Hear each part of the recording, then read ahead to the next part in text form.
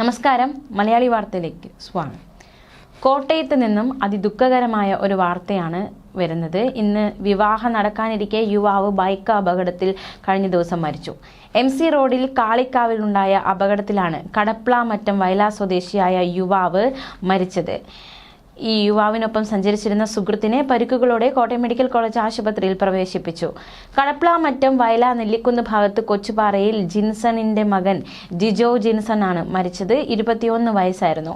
ഇയാൾക്കൊപ്പമുണ്ടായിരുന്ന വയലാ സ്വദേശി അജിത്തിനെ പരിക്കുകളോടെ Kottayam medical college ആശുപത്രിയിൽ പ്രവേശിപ്പിച്ചു. ബുധനാഴ്ച രാത്രി 10 മണിയോടെയായിരുന്നു അപകടമുണ്ടായത്. MC റോഡിൽ കാളിക്കാവ് ഭാഗത്ത് വെച്ച് ഇരുവരും സഞ്ചരിച്ചിരുന്ന ബൈക്കിൽ ട്രാവലർ ഇടിക്കുകയായിരുന്നു. ഇടിയുടെ ആഘാതത്തിൽ റോഡിൽ യുവാവ് വീണു. നാട്ടുകാർ ചേർന്ന് ആശുപത്രിയിൽ എത്തിച്ചു. കോട്ടയം മെഡിക്കൽ കോളേജ് ആശുപത്രിയിൽ എത്തിച്ചെങ്കിലും മരണം സംഭവിച്ചിരുന്നു. വയലാ സ്വദേശിനിയായ യുവതിയുമായി ജിജോയുടെ വിവാഹം ഇന്ന് നടക്കാനിരിക്കെയാണ് അപകടമുണ്ടായത്. ഇന്ന് രാവിലെ 10-ന് ഇലക്കാട് പള്ളിയിൽ വിവാഹം നടക്കാനിരിക്കുകയായിരുന്നു. മൃതദേഹം കോട്ടയം മെഡിക്കൽ കോളേജ് ആശുപത്രി മോർച്ചറിയിലാണ്. എന്തായാലും അതിദാരുണമായ ഒരു അപകടമാണ് ഉണ്ടായിരിക്കുന്നത്. തീർച്ചയായിട്ടും വളരെ ദുഃഖകരമായ ഒരു സംഭവമായി ഇത് മാറിയിരിക്കുകയാണ്.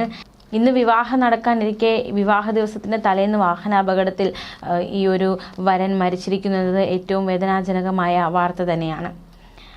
അതേസമയം നമുക്ക് മറ്റൊരു വാർത്ത കൂടി നോക്കാം.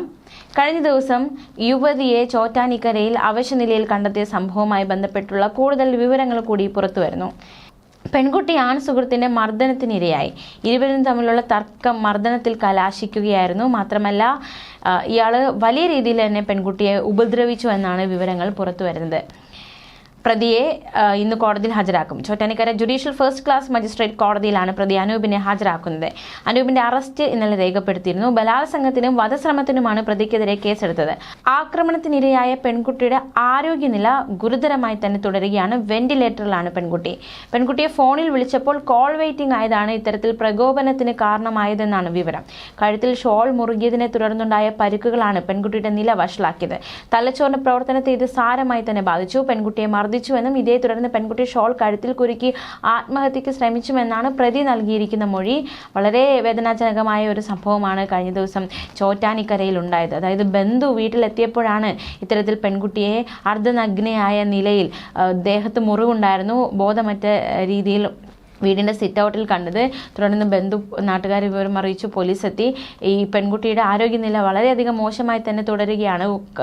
കയ്യിലെ ഈ മുറിവുകളിൽ ഉറുമ്പരിച്ച നിലയിലായിരുന്നു ഈ പെൺകുട്ടിയെ കണ്ടെത്തിയത് ബന്ധു. ഈ വീട്ടിൽ മാതാവ് ഇല്ലാത്ത സമയത്തായിരുന്നു ഈ ഒരു സംഭവങ്ങൾ അരങ്ങേറിയത്. മാത്രമല്ല, പിതാവ് ഇവരുമായി അകന്നു കഴിയുകയാണ് എന്നതടക്കമുള്ള വിവരങ്ങളാണ് കഴിഞ്ഞ ദിവസം പുറത്തു വന്നത്. ന്യൂസ് ഡെസ്ക്, മലയാളി വാർത്ത.